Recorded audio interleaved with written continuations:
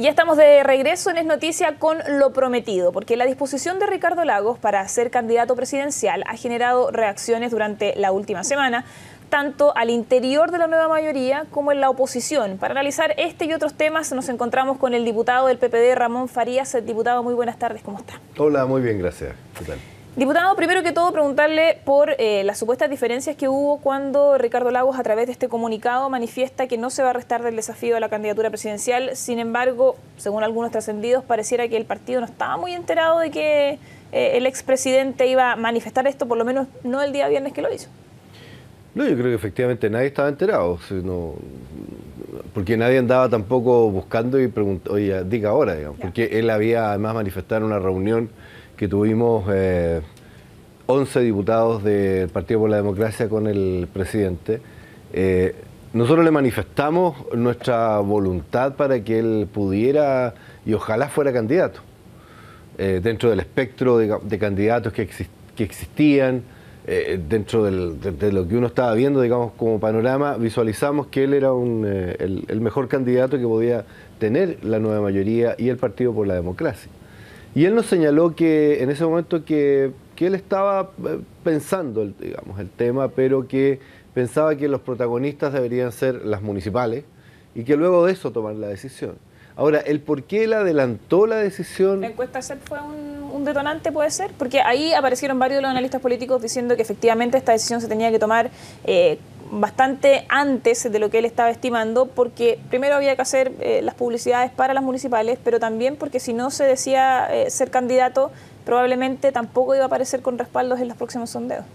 Yo creo que más que la CEP, conociendo al presidente, más que la CEP en sí, yo digo que tiene relación con una decisión más personal de él. Yeah. Más que entrar al ruedo de una vez por todas, no seguir como en la incógnita de que sí, que no. Por otro lado, para poder apoyar mucho más claramente, o que los candidatos hoy día pudiesen dirigirse a él para decirle, ya, ok, apoyémonos en una figura como Ricardo Lagos para nuestras propias candidaturas. Es así como él ofreció esa vez, y de hecho lo va a hacer, es salir a regiones, a distintos lados con los candidatos que así se lo pidan.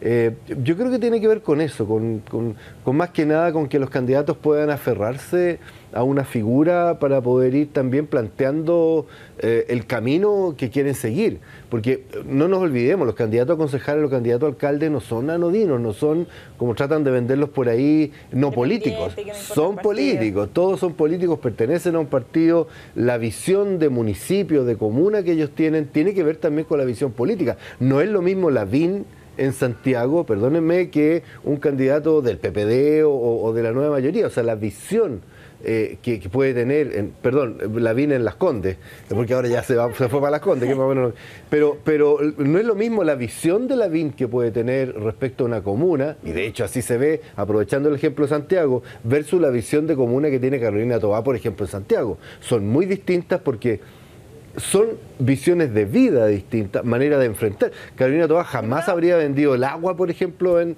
Santiago, ¿no? Pero ahí, retomando el tema de Ricardo Lagos, ¿cómo se hace cuando hay un candidato que en el fondo ya es el candidato, por mucho que todavía no se declaren las candidaturas oficialmente? Él ya ha dicho que lo va a hacer. Y cuenta con bastantes respaldos, pero también despierta bastantes anticuerpos. Hay que decir, ya hubo una protesta muy menor, pero hay reclamos, hay varias también publicaciones en internet a propósito de gente que dice cómo va a ser el expresidente Lagos nuevamente presidente si dejó temas como el crédito con aval del Estado, como el Transantiago y una serie de otras políticas que son tremendamente cuestionadas. A mí me encantaría saber qué candidato no tiene rechazo.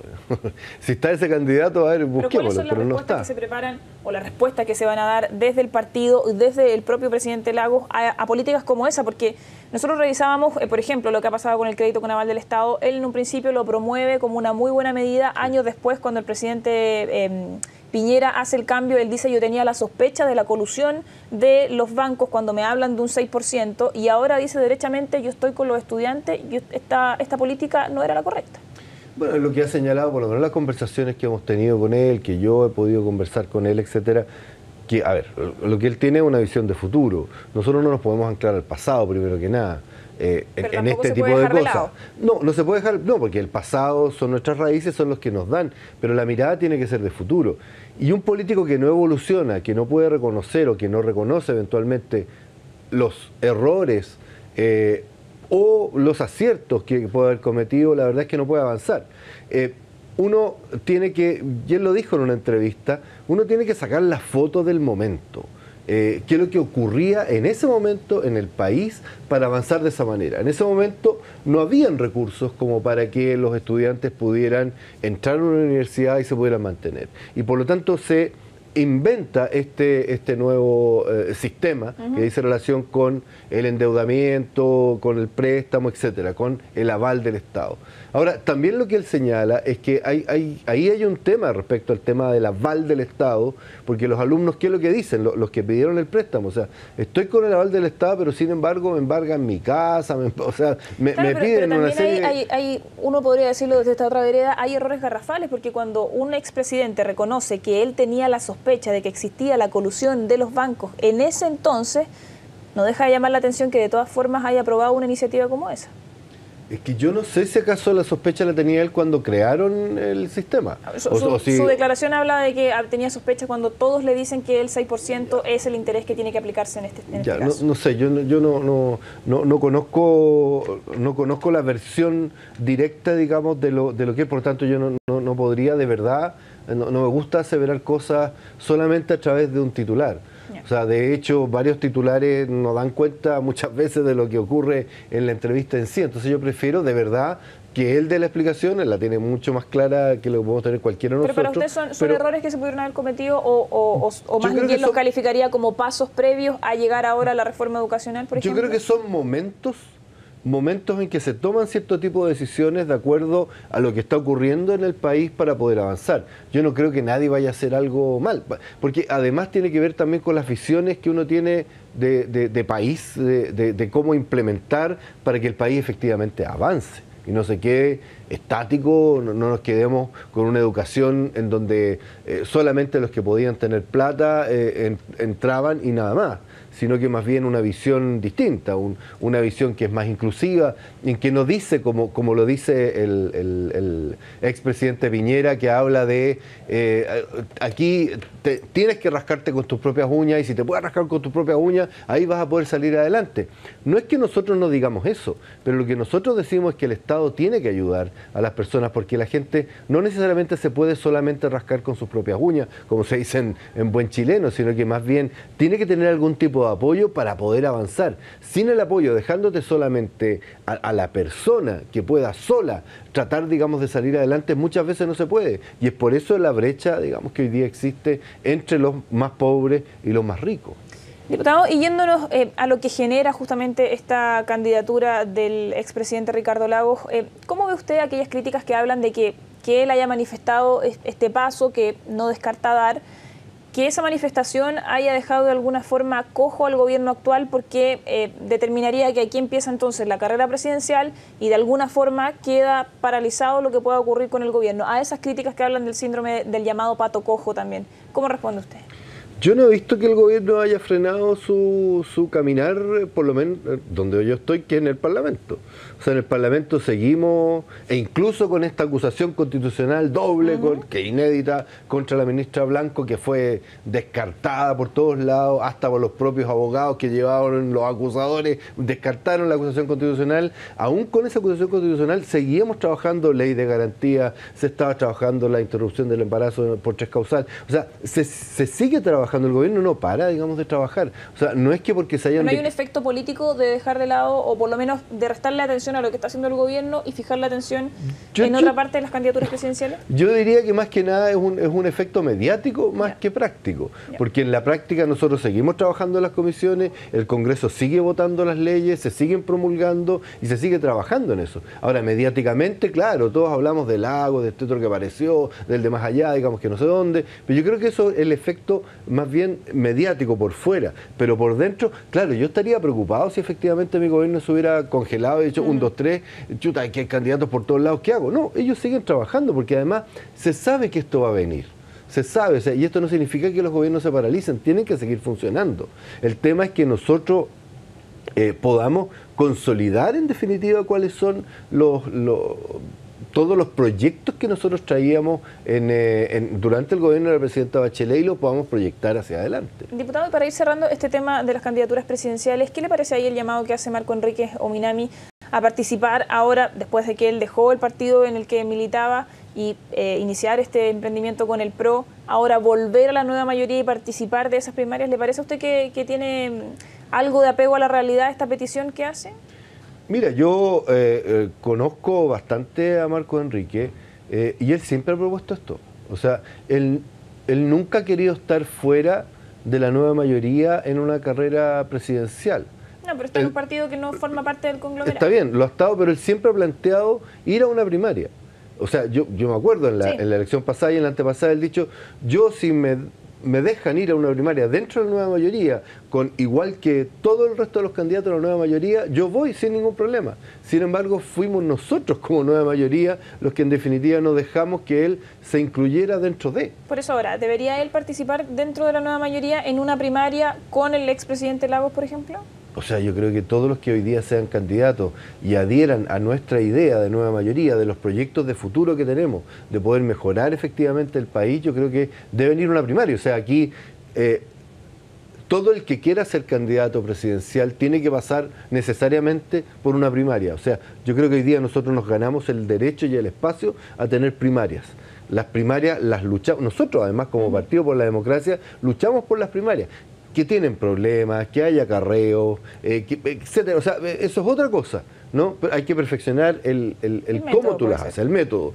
Pero como primaria, yo creo que es indispensable que los candidatos vayan. Ahora, si los candidatos se van bajando y queda uno, quedan dos, bueno, está bien, pero la primaria tiene que estar sí o sí a objeto de poder certificarse, por decirlo de alguna manera, frente a la ciudadanía que hoy día desconfía de todo, ¿no? Y por lo tanto una primaria lo que va a hacer es pasar a hacer que ese candidato se va a legitimar, se va a sentir más posesionado para poder seguir caminando hacia adelante, pero sin primaria, no. Diputado, y para que vayamos avanzando a otro tema respecto de lo que usted hablaba de la acusación constitucional, más allá de que desde que se presentaron se veía difícil el panorama en este caso para Chile Vamos, que presentó la acusación de Gendarmería, y también a la presentación que hizo el diputado Zafirio, se veía complicado porque no estaban los votos. Más allá de eso, y yéndonos al tema de fondo, ¿cómo se solucionan problemas tan graves como los que existen al interior del Servicio Nacional de Menores? Sobre todo, por ejemplo, cuando vemos casos como el de la niña Lisette, que falleció, y que el problema se acusa ahí que es, por ejemplo, en la estructura que hay al interior de los servicios por estas cuidadoras que no tenían, por ejemplo, la preparación médica para poder atenderla, que se reconoce en el informe de la Policía de Investigaciones, tenían también baja preparación respecto de cómo poder atender a una niña que tenía los problemas médicos que ella presentaba. Mira, primero que nada, no es que se haya perdido porque no estaban los votos, porque los votos estaban para hacer una investigación de verdad y para llegar a acuerdos de verdad. Hay dos comisiones investigadoras de Gendarmería, sí. Dos, a falta de una. Una comisión que me toca presidir a mí ahora, que es la comisión investigadora del Sename. O sea, el Congreso hoy día estamos investigando lo que ocurrió. Claro, otra cosa es las responsabilidades políticas de la acusación constitucional. Claro, pero que lo que pasa es que la acusación constitucional es un tongo, es una ridiculez, digamos lo que hicieron, de verdad, una ridiculez. O sea, afirmándose en datos que no estaban tan claros. O sea, el ridículo que hizo el diputado Zafirio, perdóneme que se lo digo con nombre y apellido, pero fue un ridículo. Él lleva a un abogado constitucionalista que se sienta en la mesa de parte de él, y en la mesa ese abogado dice, esta acusación no tiene fundamento. O sea, el propio abogado que él lleva dice esto. Entonces, eso nos da un panorama primero de que estas acusaciones constitucionales eran un juego político para tratar de debilitar, hacer tiempo, no tengo idea qué, pero que en el fondo nosotros como Cámara sí estamos preocupados del tema porque tenemos 2 investigaciones sumarias, 3. Ahora, investigaciones, comisiones investigadoras. ¿Qué es lo que hacemos, digamos, con el Sename? El problema del Sename no es un problema que venga de este gobierno, viene desde que el Sename de alguna manera, que reventó y que en definitiva no se la puede con el sistema que tiene. Y en eso es en eso en donde nosotros hoy día tenemos que empezar a avanzar. Pero ¿cómo se hace ahí? Porque, por ejemplo, la directora y también los trabajadores del Sename explicaban que lo que se hace, por ejemplo, es que están los centros colapsados porque hay gran cantidad de menores. Y lo que se busca hacer ahí es de alguna forma empezar a trasladarlos, pero para eso también se necesita disponer de nuevas edificaciones, de nuevos lugares, y para eso necesitan ingresos. Y pareciera que conseguir ingresos para eso ha sido bastante complicado porque hasta ahora respuesta ni siquiera a la urgencia se ha podido dar. El problema es que la solución no es solamente empezar a trasladar niños de un lado para otro, digamos, porque en general los centros, aunque estén más desocupados, yo estuve uno en el Biobío, en que su capacidad era bastante mayor a los niños que tenían, o sea, tenían, no sé, una capacidad para 20 o 25 niños o niñas más, y resulta que el problema es el siguiente, que ¿cuál es el tipo de niño? ¿Cuál es el problema que ese niño tiene para llevarlo a un centro determinado? Claro, o sea, yo en ese centro del Biobío vi a 2 niñitas que estaban, una con síndrome de Down severo y la otra con un retraso mental severo también, y estaban junto a las otras niñitas que no tenían ese problema. Y tampoco hay personal adecuado para tratar a esas 2 niñitas que tenían un problema más severo. ¿Pero por qué están ahí? Porque resulta que los jueces, en definitiva, lo que tiene que hacer el tribunal es decir, ¿para dónde los llevo? Los llevo a un centro especializado. El centro especializado, que son organismos colaboradores generalmente, están llenos. Sí. Y como están llenos, lo que hacen es decir, ya, vamos al Sename. Y los mandan para el Sename, no importando qué tipo de especialización, entre comillas, tiene que no la tiene. Entonces, lo primero que hay que hacer, y eso yo se lo he planteado a la ministra y se lo he planteado también dentro de la comisión a la directora del Sename, a la nueva directora Solange Huerta, es primero, tenemos que ampliar el personal. Segundo, especializarlo de verdad. O sea, tenemos que hacer un filtro en las personas que vienen y educar incluso, o sea, capacitar a los que hoy día están adentro. ¿Qué falta para implementar en lo concreto esas medidas? ¿Falta plata? ¿Falta intención política? ¿Falta arreglar alguna ley? Platas. 2 cosas. Platas y arreglar la ley. La ley que dice relación con separar primero que nada a los niños que están por infracción y los que están por protección. O sea, para que la gente entienda, los que están por infracción son aquellos, digamos, que han cometido algún tipo de delito y que están ahí. Y los otros son los que han sido abandonados por distintos problemas que están ahí. Que son 2 tipos de casos distintos, 2 tipos de niños. Tienen que ser tratados de forma distinta. Que tienen que ser tratados de una manera distinta. Eso es lo primero. Por lo tanto, ahí hay una ley. Pero lo otro es plata. O sea, nosotros estamos muy preocupados y de hecho tenemos citado en la próxima sesión del Sename, de la Comisión Investigadora, al director del presupuesto, que va a ir a hablarnos, porque queremos saber qué es lo que, si acaso se va a aumentar efectivamente, porque frente a todo este escándalo, se ha dicho queremos cuidar a los niños, etcétera. Bueno, eso yo lo quiero ver reflejado. Yo lo quiero ver reflejado de verdad en el presupuesto. Claro, porque pareciera impresentable cuando, por ejemplo, uno conversa con los trabajadores, los diferentes gremios del Servicio Nacional de Menores y explican que después de las 6 de la tarde no hay profesionales médicos, no hay personal idóneo, sino que hay gente que tiene preparación cuarto medio, por ejemplo, sin estar desmereciendo nada, sino que no tienen las habilidades médicas, por ejemplo, para atender a una niña, y que son las únicas personas que están en los centros durante toda la noche. Entonces, ante una emergencia, la única reacción posible es llevarlos hasta un hospital. Y ahí el hospital, si está colapsado, hay que esperar. O sea, la verdad es que son, a lo largo del país, los centros del Sename, también hay que hacer una diferencia. Sí, son 17 los centros del Sename. El resto de los centros, que son 200 y tantos, son de organismos colaboradores privados. Lo que nosotros tenemos que hacer, primero que nada, es efectivamente hacer crecer la cantidad de funcionarios que hoy día están dentro de. Hoy día un funcionario tienen turnos de 12 horas. Sí. 12 horas significa que si el tercer turno de 12 horas no llega, ese segundo de 12 horas se tiene que quedar 12 horas más. Sí. Entonces tenemos que hacer turnos de 8 horas, primero que nada. Por lo tanto, nos falta un tercio de personas para que lleguen efectivamente a trabajar al Sename. Y lo otro que es la especialización.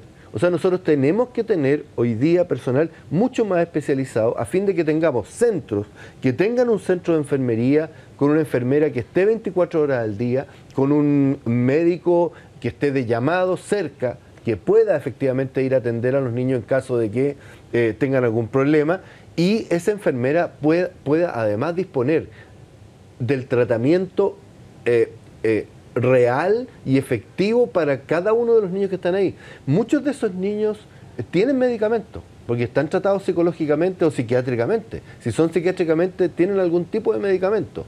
Eso hay que controlarlo cada cierto tiempo. Y eso es lo que también falta de repente, porque no están los profesionales suficientes, psiquiatras, en la región para poder atender la cantidad de niños que tienen.